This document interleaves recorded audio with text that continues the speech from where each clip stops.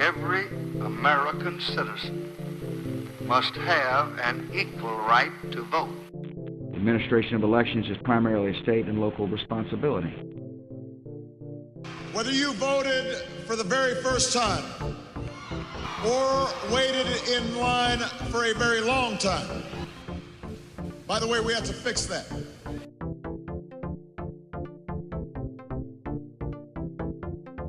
Welcome to High Turnout, Wide Margins. This is Brianna Lennon. I am the county clerk in Boone County, and with me is my co-host, Eric Fay, Director of Elections in St. Louis County. And for today's episode, we're really excited to have Joseph Kirk join us. He's going to talk to us about his experience in Georgia in 2020 and all of the auditing procedures that they went through to make sure that voters had confidence in both the November election and the runoff election. So what's your current role and how long have you been doing it? I'm the Elections Supervisor for Bartow County. So that means, well, to back up, in Georgia, there is in law an election superintendent as well as a chief registrar. I serve a combined board that holds both duties. I'm a 5-member board. I'm the secretary of that board as well as their administrator designated to take care of the day-to-day office matters and run the department, be the department head for the county. And I ended up going to the state of Mississippi and putting in their voting system forms under the Secretary of State out there. Spent 2 years in Jackson and then moved back to Bartow County to Cartersville to be closer to my family. And I've been here ever since, and that was in 2007. And I just fell in love with the community, fell in love with the work that I do here, and just really enjoy it. And watching the election disinformation and trying to come up with ways to instill more voter confidence after the election, as all this stuff is happening. One of the things that came up, and this was from people that have been working in elections for years, why don't we just suck it up and do the full hand recount? And, not because we needed to in Missouri, but like maybe that is really what solves this problem. And I know that in the news and all of that, you elected to go that route with the runoff election. What did you take into consideration when you did that, and what did it involve? Do you think that you're going to do that moving forward as well? I haven't made that decision yet. I'll bring my board in to help with that decision. My interest in audit started actually when I was in Mississippi. One of the things that I was tasked with was looking at an election and auditing it using a voter verified paper audit trail, and including everything in that process to make sure that we audited every aspect of the election. I never finished that project in Mississippi. I've been sort of had it in the back of my head ever since, but it's very difficult to audit an election with DREs that have no paper trail at all, which is what I had up until this new system. So I knew going into having ballot marking devices that I wanted to audit every single election in some way, shape, or form. And I actually was the first county in Georgia that piloted that auditing process in 2019. We did a ballot polling audit as well as a batch count the same day in a very small municipal election as sort of a proof of concept. And it went well. But the problem that I see with RLA is they're hard to explain to people. It's hard to explain. We're not looking at every single ballot, but we still have confidence that your individual ballot was counted properly. So when the Secretary of State chose to do a full hand audit, not recount, but audit of the general election in November, the presidential race, I, along with all my colleagues, were a little horrified at first at the task in front of us. Once we actually started doing it, preparing for it, it wasn't as bad as we thought it was going to be. And that was putting it together with less than a week to plan, trying to find a location and sort of making the rules as we went. With time to prepare for January, I chose to do the full hand count. One, because we knew how to do it. I had staff members that already experienced doing it, and I knew it would go very well. And two, with all the misinformation out there, I thought might help people understand that the results, were accurate. The machines did count votes properly, and I just hope that would help not just Bartow County, but the entire state feel more confident in the voting system, because I have no reason to think that it didn't count anything properly. And based on all of our auditing, it counted very, very well. So what we saw in January was that with that planning, with experienced staff, we audited 43,000 ballots in a single day. It wasn't that hard to do. It didn't, there weren't a lot of people there who were antagonistic observing us that time, but it's nothing to shy away from. And I encourage my colleagues to try it. It's not that bad. Using the materials, the voting works put together, the training materials, it's really, really easy, and it's easy to explain to the public. In this case, when you say audited, this was the presidential race, and it was just a recount, or was it something a little bit different? Well, and I'm not sure how this is nationally, but in Georgia, the word recount has some legal implications. A recount can actually change the results of the election, and in Georgia, we do that electronically by rescanning all the ballots. What we did in November was an audit, as well as after January. In November, we went to the presidential race. In January, one of the Senate races, we chose that by flipping a coin. There were two on the ballot. They were both really close. So what we did was we looked at everything as batches, and the batch was the counting group. How small can we get the results for a set of ballots? So for in-person voting, that was the results printed by a single scanner. If the location had two different scanners, we could do two different batches, but if it just had one, we had to do a single batch. For advanced voting, those batches may have had 14,000 ballots in them, just because of how long advanced voting goes in Georgia. It's a 3-week process. But then for absentee ballots, we could actually go back and see each time we scan a batch on the central scanner, so that's between about 50 ballots at a time, we could see the results for that single batch. So we went through one box, one batch at a time, sorted the ballots into stacks based on who the votes were for, either for candidate A, B, undervote, overvote, or something they couldn't determine, and then went through and counted them in stacks of 10 and used the stacks of 10 to get them to come up with the full totals for that batch. Then at the end of the process, not during the audit, but after the audit, we compared what the auditors found to what the machines reported, knowing there'd be some errors there. People are always going to make mistakes when they hand count anything, especially 40,000 pieces of paper. But results were close enough that we were confident the machines counted the votes properly. And I guess it's worth noting that if anyone wants to go to my website, bartowelections.org, a report of that audit as well as the training presentation is on there if anyone's curious about the process we used. So what kind of response did you get from voters? It's still very contentious, and I know Georgia has a lot of contentiousness, and frankly, at this point, we really don't experience that. So did you find that it had a positive impact on the ways in your county in particular people were thinking about elections? I'm not sure if it did or not. I didn't get a lot of public feedback about it. I think the folks who were really curious about it may not have been in Bartow County. We have worked for years as an office to establish public trust, to make sure they understand what's going on, know they can come watch if they want to. For the most part, people around here trust the results of our local election or our local results because they trust this office. But if I have one person call me saying, well, it's not you that I'm worried about, I want to talk about this county over here, or there's other process going on over here, I'm going to scream because I can't do anything about that. And trying to explain to them that, no, we don't work for the Secretary of State's office, we don't work for the same person. It's hard. But having this as a tool that I can go back and say, well, after January it didn't help so much. After November, I think it did, because there was this effort by a few people on the Republican side to validate how each ballot was counted, to tell their voters, call the office, have them tell you how your ballot was counted, who you voted for, which of course is impossible. We have a secret ballot, you can't do that. What I could say is, I know your ballot was counted properly because I checked every single one of them, one ballot at a time. Yours was in there, so it was counted properly. And that just kind of took the steam out of their sails. So they just didn't know how to respond to that. And if it didn't convince them, it got them to leave me alone. So, and there's something to be said for that, I guess. But moving forward, I'm hoping that continuing to do audits, continuing to push transparency and push for folks to come observe us, will have more trust and more understanding of the process. What I keep talking about in my local community to other officials in the state is, what would last year have looked like if people understood how elections worked, people had confidence in the results and what the office was saying, and turned to trusted source of information rather than social media?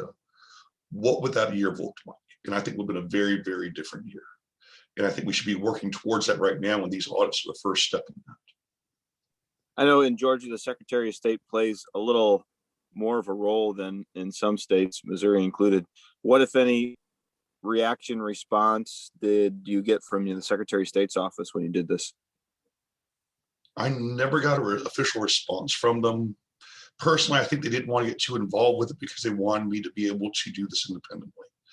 And while the Secretary of State gets more involved in Georgia maybe than other states, I don't work for the Secretary of State. I work for my board. So the Secretary of State has the ability to push rules and promulgate rules to the state election board and through his office in certain cases. But the counties retain a lot of authority in Georgia.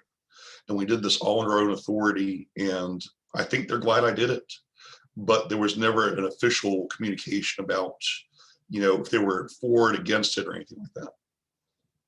So I find what you did really intriguing and commendable. It would seem to me to be a big lift to try to maybe expand this out statewide or across state lines. But have you made any effort to try to get more of your Georgia colleagues to take this on in the future? Not too much yet. There is a fear here.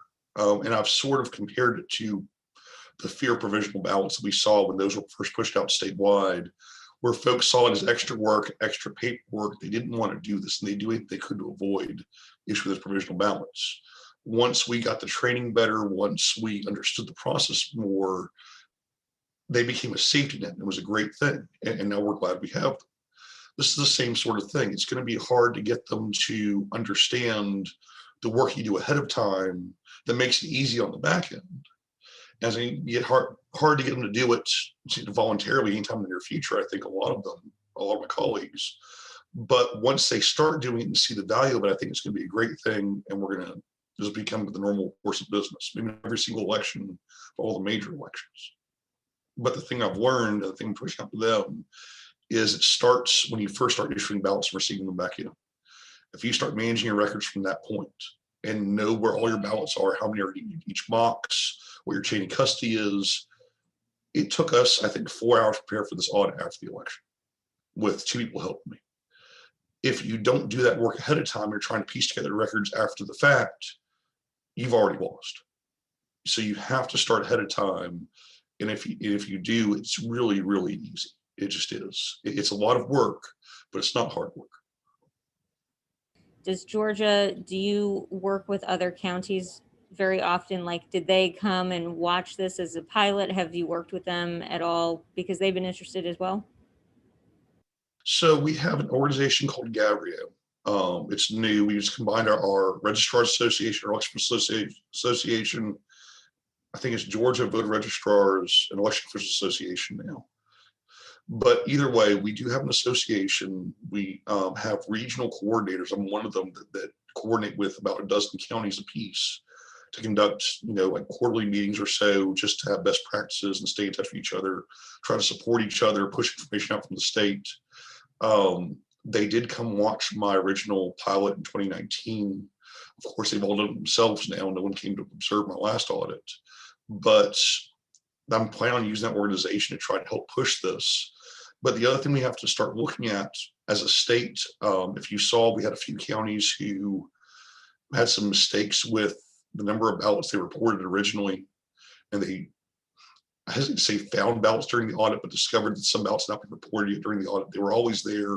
They're always under, chain of custody. They always weren't secure. But they weren't originally reported. And that's not an audit problem. That's a canvassing problem. And I think our next step as a state is to tighten up our canvassing procedures moving towards that audit, if that makes any sense. And I'm hoping to work with the association this year to start pushing that information out and really get some uniformity between all 59 of our counties.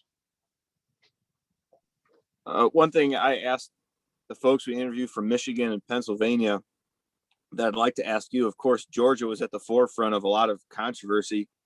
What was it like running elections in Georgia in 2020? Not only was it really controversial, you guys had a bunch of elections, so it was just constant and you were on the front lines the whole time. As far as the constant nature of the elections go, That was different. You know, we're used to presidential election years, and I've done those before. But this year was just fundamentally different. Besides being constantly under the strain of conducting elections, there was COVID we had to deal with. I know you all did too, and that was a challenge. But then as it got more heated towards the end of the year, I've never experienced anything quite like it. And I didn't catch the brunt of it. I'm in a very Republican county. Most folks didn't think I was the problem. They thought the Metro counties were the problem around Metro Atlanta, and were convinced that something gone wrong there that stole the election, which I personally don't believe actually happened. I've watched the hearings. I've looked at, you know, the evidence that I can get my hands on. I was one of the counties that was named in the election contest for the state of Georgia. So they sent me a lot of information with that. I can't find anything that would change the results of the election. And I think that those counties did a very good job under very trying circumstances. But I did receive phone calls from other states, other entities, other people's citizens blasting me for just being an election official in Georgia. This is the first year I've ever hung up on people calling me, where I couldn't get a word in edgewise. They called and blasted me that, you know, Trump lost the White House and it was my fault as an election official in Georgia. And I finally realized that if I'm not part of the conversation, why should I be on the phone? Just hung up. I mean, and that is not in my nature to do. So I've never had safety concerns like this year. I had a rifle in my polling places in the parking lot. I had a poll manager that was almost run off the road after the January election. Somebody following them had to get a police escort back to the office. I never received any bomb threats. I never received any mass shooting threats. But I mean, I can show you all this. Everybody in my office right now has a checklist for bomb threats by their phone, just in case it happens. Running elections shouldn't involve life and death decisions. It just shouldn't. And I think we're going to lose a lot of election officials after this last year. That's amazing to hear your experience. And I'm just curious on the point about the people that were calling, giving you guys a hard time. Did you get the sense they were folks from your county, or were they from other places, other states? Oh, mostly out of town. And that's the thing I guess is worth mentioning. When we had problems with people coming to observe us, they weren't the local observers in most cases. The people that are from Bartow County that are used to us and know me and know my staff trusted us and were actually defending us. It was the folks from outside the jurisdiction who just made assumptions that called in that were really the problem, or the folks who came in to observe the audit who seemed to be looking for a problem to solve. They came wanting to fight the good fight for their candidate, for their party, and got here and realized there was nothing to fight. And in some cases, I think tried to find something. And you know, nothing wrong with that. I was trying to explain to my staff, audits can be a very touchy thing and a very heated thing. If they have a question, they can't go back later and get the answer. They have to ask right then. They have to stop things right then, and they might get a little pushy about it. That's okay.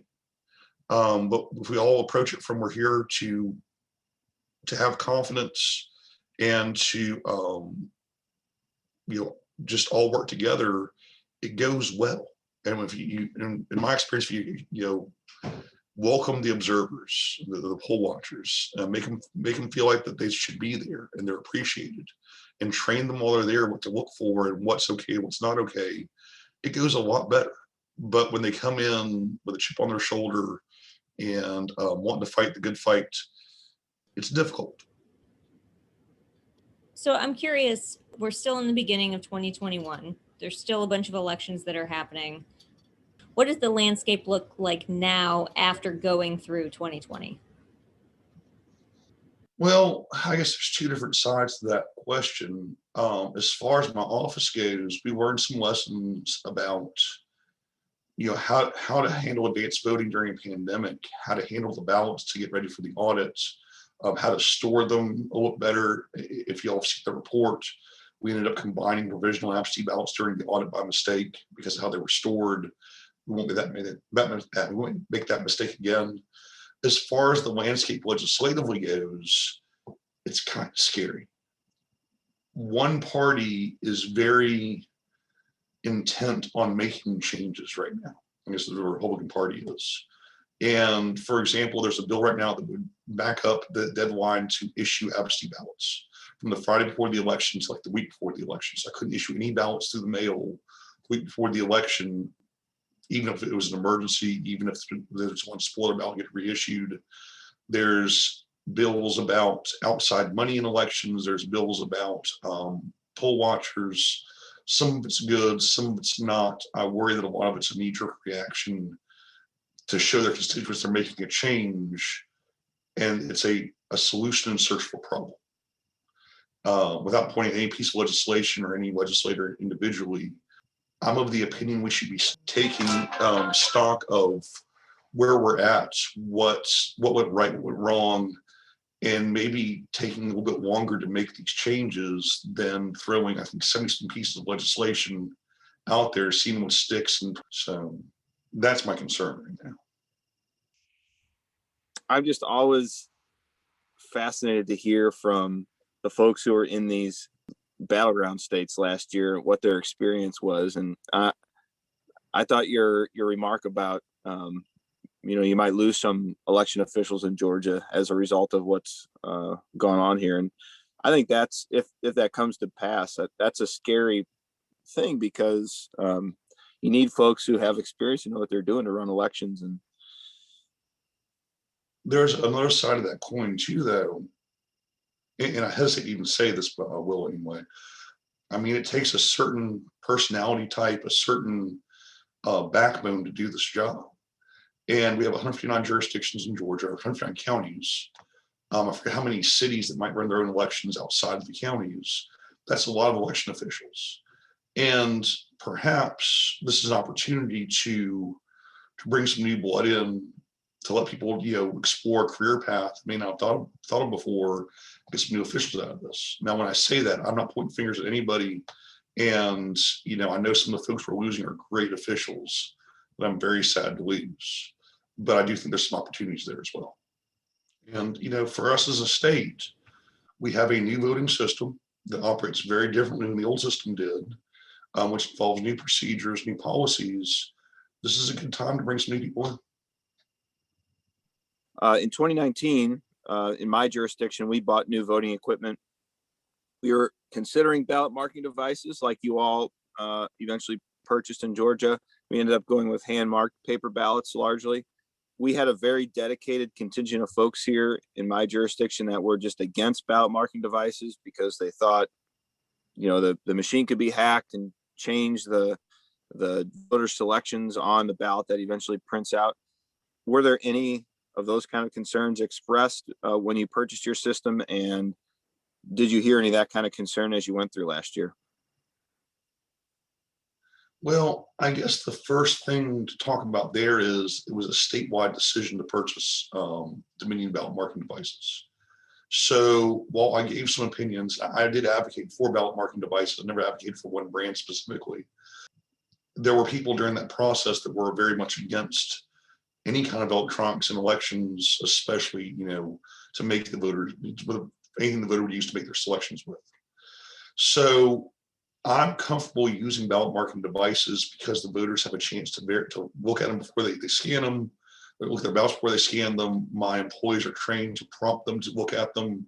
And every person I've spoken to has confirmed that, yes, I looked at my ballot before I cast it. And that's part of the speech I give them when they call to verify how they voted, because in essence, using a ballot marking device, using a hand-marked paper ballot, the voter's counting their own ballot. When they scan it into the scanner, that's when it's tabulated, but no results are released at that point. So there are still concerns about that. There's still one group in particular in Georgia that is very much fighting against them. There's a federal lawsuit about this going on right now that I had a subpoena in not too long ago. But all in all, I'm comfortable with them. And I understand how they work. I think they've worked well for us. They've guided the voters through the process and make sure that everyone has a uniform experience. All in all, they work well. And the other thing that has been said about them is people don't look at their whole ballot, but the threat profile for each race is not the same. People trying to theoretically get into the presidential race, is not the same as people that want to get into the mayor's race for, my tiny city in the north part of the county.